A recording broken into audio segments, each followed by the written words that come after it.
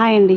చాలామంది తిరుమలలో తెలిసి చేస్తారా, తెలియక చేస్తారా తెలియదండి. మాడ వీధుల్లో చెప్పులేసుకొని తిరుగుతారు ఒకరిద్దరు.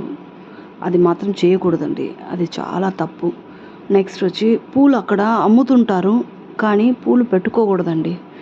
చాలామంది వరకు పెట్టుకుంటుంటారు. అసలు ఆడవాళ్ళు కూడా పూలు పెట్టుకోకూడదండి. ఎందుకంటే అమ్మవారు పైన లేరు కాబట్టి, స్వామివారితో నివసించట్లేదు కాబట్టి పైన తిరుమలలో పూలు పెట్టుకోకూడదు, పెట్టుకోరాదు.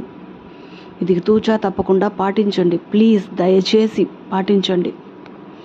ఇది తెలియక చేస్తున్నారా, తెలిసి చేస్తున్నారా నాకు తెలియదండి, కానీ పాటించకూడదు.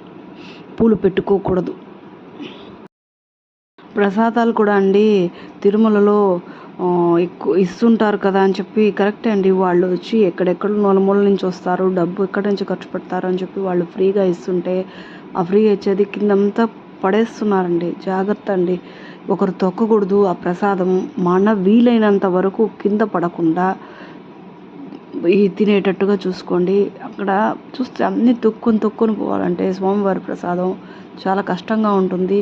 ప్లస్ అది అక్కడ చూసి వెళ్ళాల్సి వస్తుంటుంది. కాబట్టి అది పడేయకుండా ఉంటే కొంచెం జాగ్రత్తగా ఉంటే బాగుంటుంది కదండి. అది స్వామివారి ప్రసాదం అండి. తొక్కొద్దండి, వేస్ట్ చేయొద్దండి. మీకు ఎంత కావాలో అంత అడిగి తీసుకోండి. ఏమంటారు? చాలామంది వచ్చి మేము తిరుపతికి వెళ్ళేసి వస్తాము అంటారు. తిరుపతికి మొన్నే కదా వెళ్ళేసి వచ్చారంటే మేము కింద తిరుపతి పైన తిరుపతి అని అంటారు. కింద తిరుపతి పైన తిరుపతి కాదండి. కింద అంటే చాలామందికి తెలియదని చెప్పి తెలుసుకుంటారని చెప్పి చెప్తున్నాను. నార్మల్గా కింద ఉండేది తిరుపతి అండి. పైన ఉండేది తిరుమల. మల అంటే కొండ. కొండలలో నెలకొన్నవాడు శ్రీనివాసుడు.